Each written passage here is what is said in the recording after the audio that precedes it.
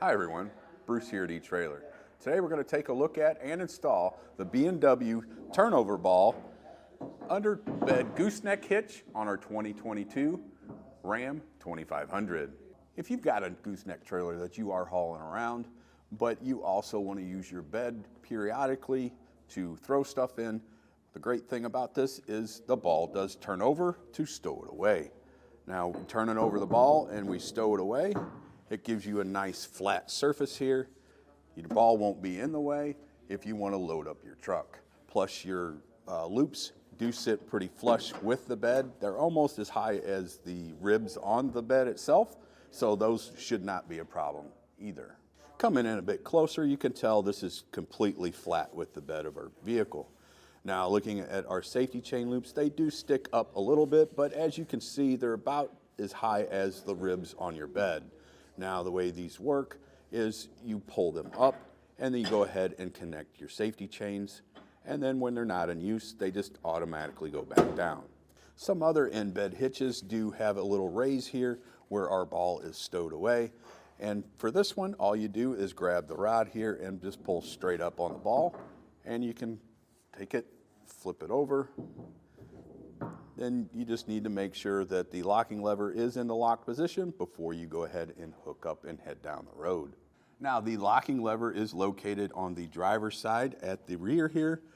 Now in order to lock it, right now it is in the unlocked position. In order to lock it, you're just going to move the lever towards the rear of the vehicle and it will automatically lock. To unlock it, you're going to pull back on it and just slightly move it to the front and then release it, and that will lock it open. Now that we do have our locking lever in the locked position, you can tell that you cannot pull the ball up. And the nice thing about this does have corners on it, so this ball will not rotate at all. Even if you've got it in the unlocked position, the ball's not going to rotate. So just make sure when you are, or before you hook up and do that locking lever, come up here and go ahead and give a tug on the ball and make sure it's nice and secure. Now this hitch does have a 30,000 pound gross trailer weight limit with a 7,500 pound vertical load limit to it.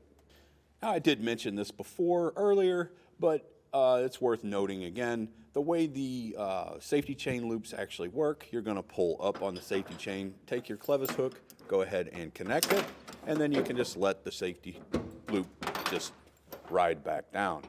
Now to unhook this, you're going to do the same thing. Lift up on your safety chain loop, disconnect your clevis hook, and now all you need to do is go ahead and let that go. These are spring loaded, so just be careful of your fingers so they don't get pinched. Now the ball size is a 2 5/16 inch ball. Now there is one note I do want to mention. If you do have a stabilizer in the underside between the differential and the frame, you may not be able to put the ball upside down and stow it away because it could potentially hit that stabilizer bar and damage your suspension. So just keep that in mind, but it doesn't mean you can't haul with it.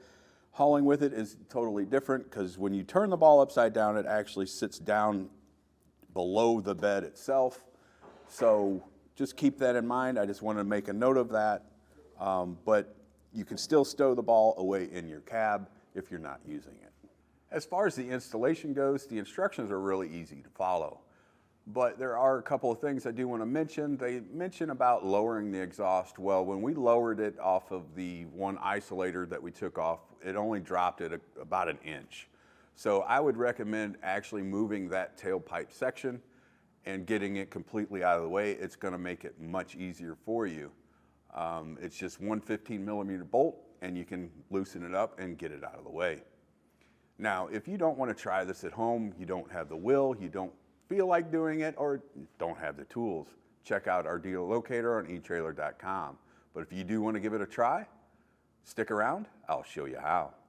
To begin our installation, you do want to go ahead and drop your spare tire down, which we've already done, and we're going to go ahead and remove this heat shield. We've got 10mm bolts here that you can see, and then there's two up inside here that's bolted to this piece here. So let's go ahead and get that removed.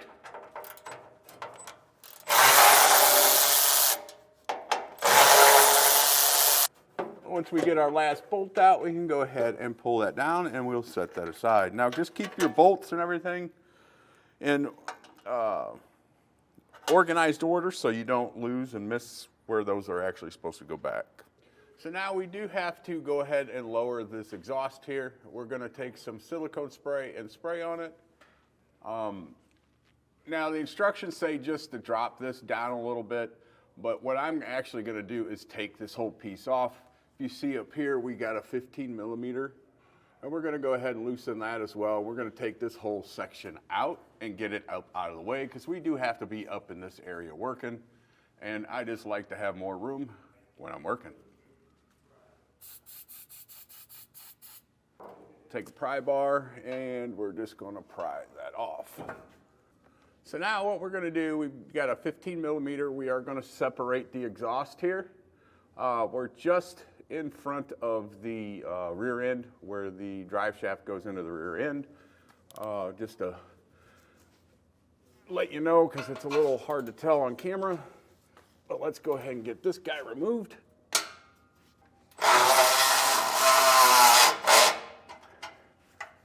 And you can just go ahead and grab this piece and go ahead and just get it out of the way and set it down. And you can see how much more room we've got up in here to work. So I definitely would recommend you just go ahead and separate the exhaust.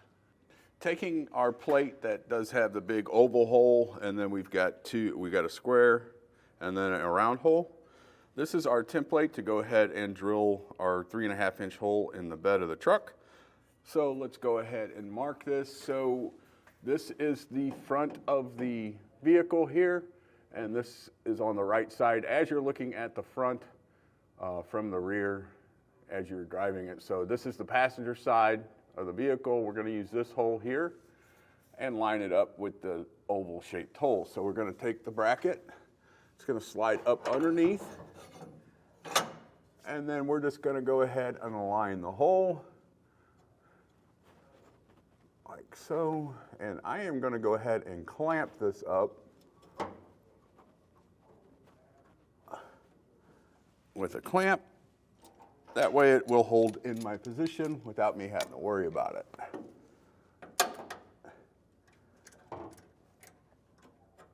So what I'm going to do here is I do have it clamped to our bracket here, and this is flush against the bed.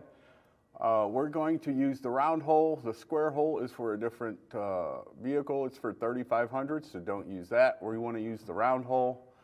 And I'm just going to take my bit, instead of marking this hole and taking this all back down, I'm just going to go ahead and drill my pilot hole right through there. Just make sure if you do it this way that you don't have too big of a drill bit to go through that hole. But let's go ahead and give it a shot.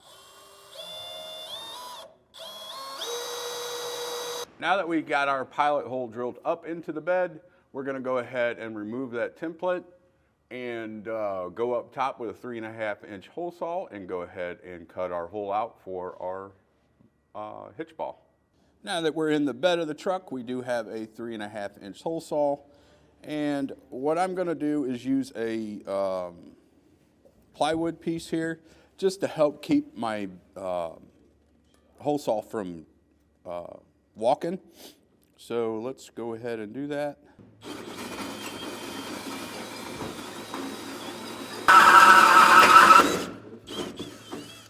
Now that we do have the hole cut, we're going to go ahead and clean all this up with a vacuum cleaner. Then we're actually going to come back by and file some of these rough edges down a little bit.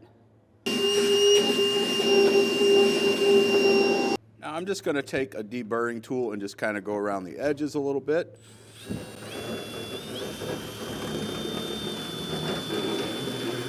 Now we're just going to go ahead and take a paint marker and paint these edges that we cut just to help prevent rust or corrosion. Now you can use spray paint as well.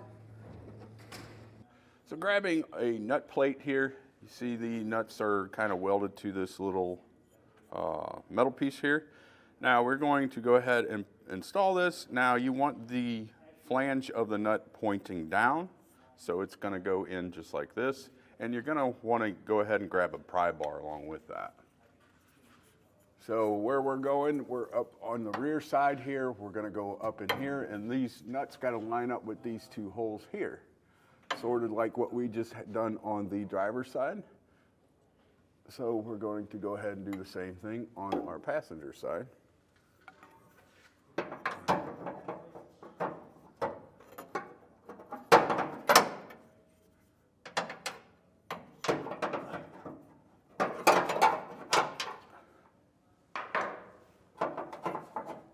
Kind of get it started. And you can take a pry bar, stick it up in here, and go ahead and give it a little pry. It'll make it a little easier to get these started. And now you can see we've got those lined up here.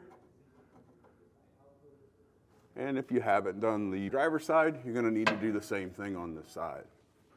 Now grabbing our hitch, so it's going to install with this going up into the bed, and we've got 4 holes on the outside that are drilled, and we're going to take our bolts here.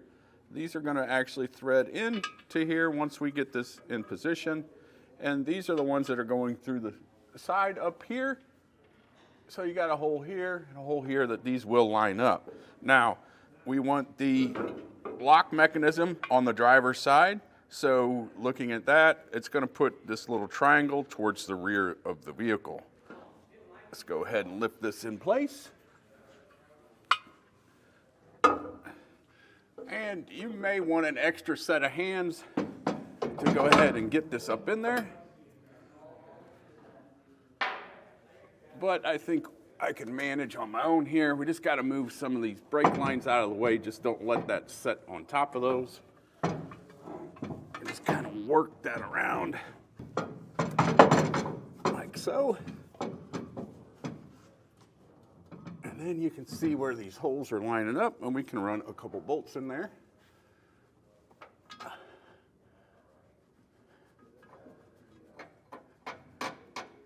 Now we're going to go ahead and put the bolts hand tight in the backside. This one over here by the gas tank is a little bit difficult. All right, now we're going to go ahead and run the bolts in by hand where we put that nut plate, and you've got 2 on the passenger side and 2 on the driver's side. So those are lined up. We can go ahead and hand tight these guys.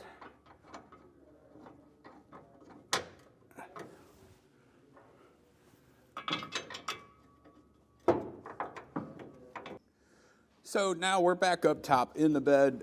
We've got all those bolts just hand tight, just kind of screwed in there, which leaves the hitch loose so it's able to move around. And what I'm doing here is the lock pin that goes through the hitch, I hooked one of the hooks from our strap to it, and I just got a cross tube with a couple of jacks. What I'm going to do is actually pull that hitch up and flush to the bed, and this way I can get it really centered where I want it to be. Because if you notice, it does kind of move around here a little bit. So what we're going to do is go ahead and put some tension on it and get that centered up in a little better position.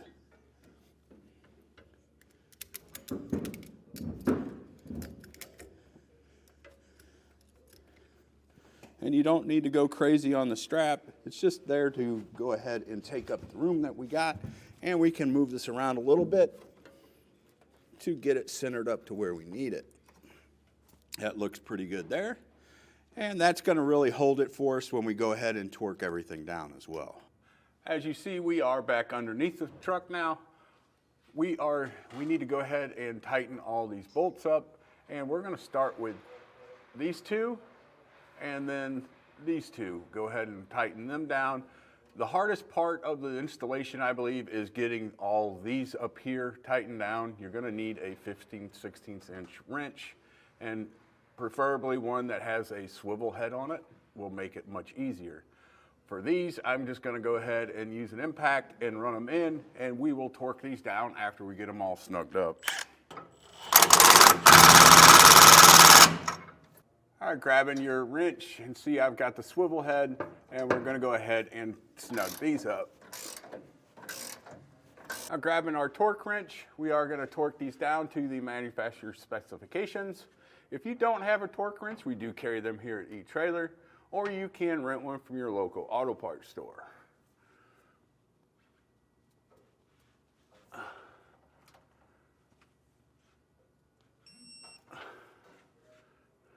So to go ahead and torque these down, you're going to need a crow's foot or to go ahead and go around your bolt like we got here.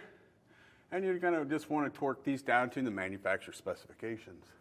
Now we need to go ahead and slide our handle in. This is our latch handle, and it's going to slide right through here. But as you see, we do have some wiring in the way. So we are going to take a trim tool and go ahead and pop this guy out. Get him out of the way. And we'll figure out where we need to tie that back up once we get this lever installed. Now we're going to take our lever and we're just going to go ahead and slide it on in here. Now you see our locking lever here. That's come through, and we need to take this gray bracket just like it is, and we're going to take some carriage bolts. Now we want to use the first two holes on our 2500. The other set of holes is for a 3500, so just keep that in mind. Drop this in there. I'm going to take a couple of flange nuts, and we'll go ahead and get this started.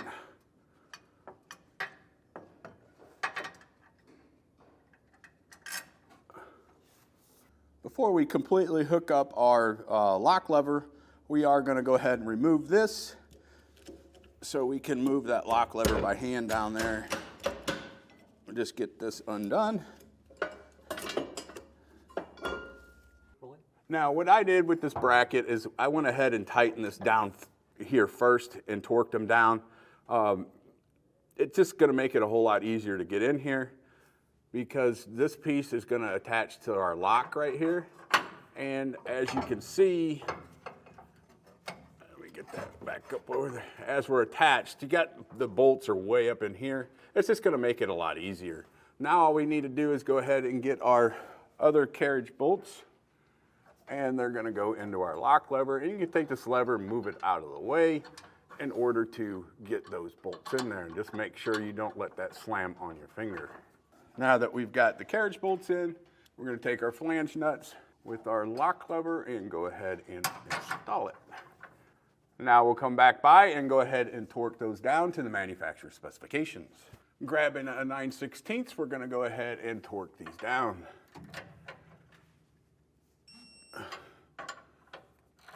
Now back in the bed, we want to make sure our lock lever is in the lock position, because we don't want the ball falling all the way down. So we're going to take the ball and go ahead and insert it. And then we've got a little template that we're going to use to go ahead and drill for our safety chain loops. So that's where we're going to be drilling, is here and here, and then here and here. Now we want these facing towards the back of the truck, not the front of the truck. So flip this around, and you're just going to place this over the top of the ball. So we're going to use a smaller drill bit to start with, and we're just going to drill through our pilot holes that they have in our template. Now make sure you're holding the template in place so it doesn't walk on you.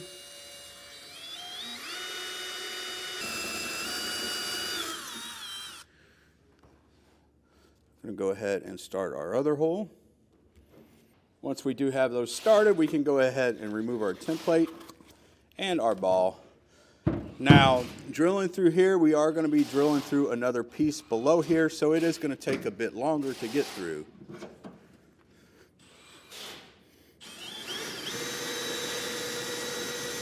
Now, grabbing our 11/16 drill bit, we're just going to make these holes a little bigger. Now that you do have the holes drilled, we just want to make sure these slide in and out easily. Take your U-bolt and go ahead and drop it in your holes, and make sure it drops all the way down with no resistance. Just like that. And now all we need to do is the same thing on the other side.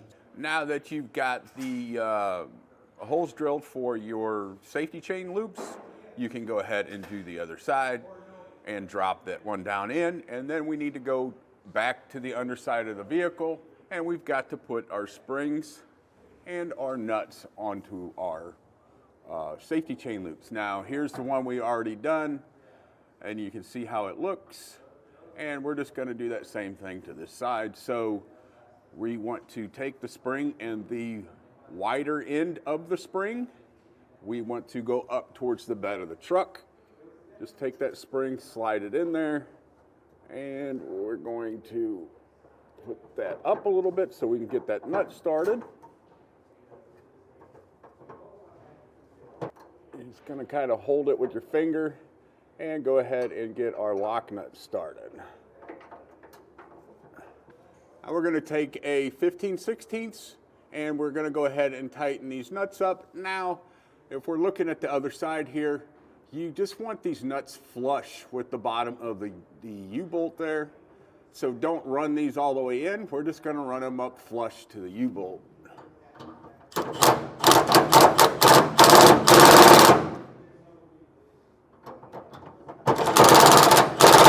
Now all we need to do is go ahead and drop the ball into the hitch. And the way we're going to do that is we're going to come down to our locking lever here, and we're going to pull out on it and move it slightly towards the front and let it lock. Now it's in its locked open position. We can go back up into the bed of the truck and drop the ball in. Now that we do have our latch unlocked, we can go ahead and put our ball into our hitch. And all you want to do is make sure you go back and lock it and make sure the ball is secure before you hook anything up. That does complete our installation of the B&W Turnoverball Underbed Gooseneck Hitch on our 2022 Ram 2500. I'm Bruce. Thanks for watching.